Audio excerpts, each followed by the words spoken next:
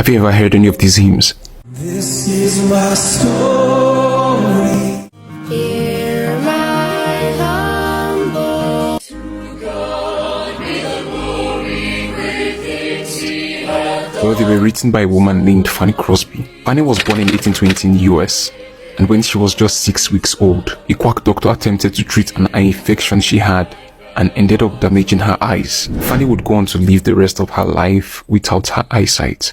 In 1835, she enrolled in the New York Institution for the Blind, and it was there she learned to play the piano, the harp, the organ, and the guitar. Fanny graduated from the institution and eventually became a teacher there, where she met her husband Alexander Van Alstynes, who was also visually impaired. In 1859, they both had a daughter named Frances, who unfortunately died in her sleep. In spite of these circumstances, Fanny Crosby would go on to write...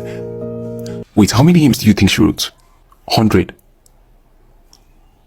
Oh, you said 500. No, my people. No, Fanny Crosby wrote so many hymns that she had to use about 150 different names to attribute to some of them, so that people won't know she wrote that much. And that was a show of humility, because Fanny wrote 8,000 hymns and gospel songs. Fanny was so gifted in her memory that she had the ability to memorize whole chapters and books of the Bible. Once she had a meeting with a minister, and he said, "I think it's a great pity that the master, when he showered many gifts upon you, did not give you sight." But Fanny replied, "Do you know that if at birth I was able to make one petition to my creator, that it would have been that I should be born blind?" The surprised minister asked why, and Fanny responded, "Because when I get to heaven, the first face that would ever gladden my heart would be that of my blessed Savior."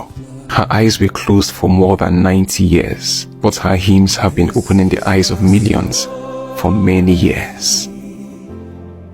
This is my